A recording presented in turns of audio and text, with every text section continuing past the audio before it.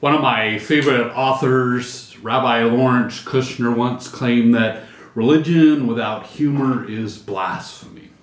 And what I think he meant was that humor is a good and godly gift, and to deny it is to deny a good part of God's creation. I love humor. I look for it, and I embrace it in many places.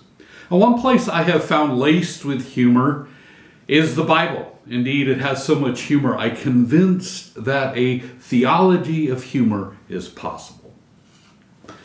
Theology is the study of God and religious truths, and humor is basically comic and comical situations. So, if you will, a theology of humor amounts to the study of divine things or religious truths in comic situations. As I've mentioned, the Bible has a lot of comic situations in it.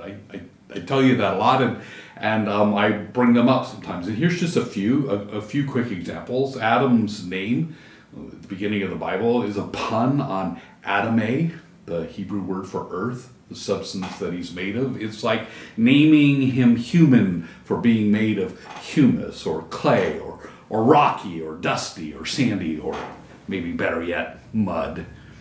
David dons a hilarious, oversized suit of armor before he goes on to fight Goliath. Balaam, the prophet, loses an argument with a talking donkey who can see the angels better than he can. God often uses ironic humor in the Bible to subvert the status quo.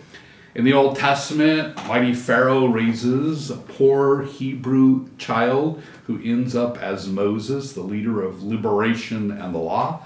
And in the New Testament, mighty Herod goes crazy in an unsuccessful hunt for a poor little baby born in a lowly stable to be king of creation. That little baby Jesus grows up to be quite a funny man too.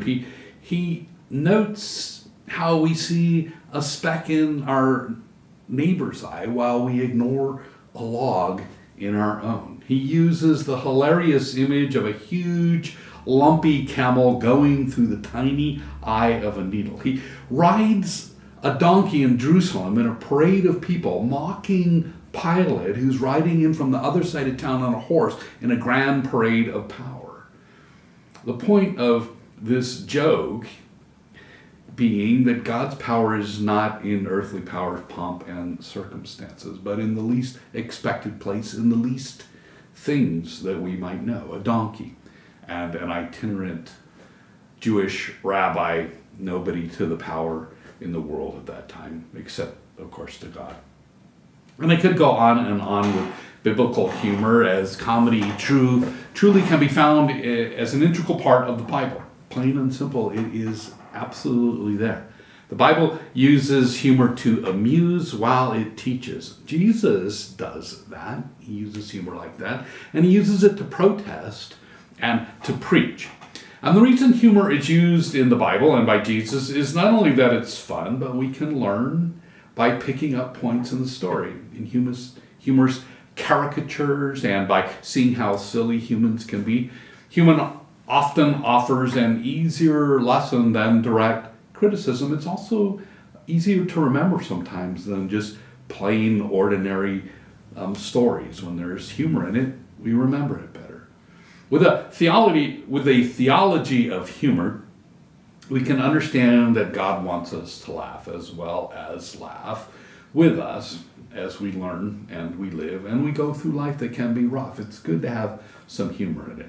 Psalm 2, verse 4 states that the God who sits in the heavens will laugh. As images of God, we also laugh. It's a gift from God. As the book of Job notes, God fills our mouths with laughter. It's a good thing. Humor's good for us. It relieves stress. It allows us to share in a good laugh. But humor can also be subversive. It can teach us, but it can also be subversive by pointing out the absurdity of oppressors' positions, by portraying oppressors less than the lofty gods of power they want us to think that they are, and by giving us new visions of what is truly powerful, God, and what we are called to do and to be when we follow that God, that power that we should be following in the heavenly reign of God. We know that God acts in ways that are subversive. From Exodus to the cross, God subverts the status quo and calls us to do so in many ways, including throughout the Bible in humor and humorous stories. In short, if we ignore our culture's piety, there's a wonderful theology of humor that waits in the pages of the Bible. If you look there, you'll find it. My name is Scott Elliott. I'm pastor at First Congregational United Church of Christ in Mount Vernon, Ohio. Thank you for joining me today. Please go in peace, knowing that you are loved and that you matter much.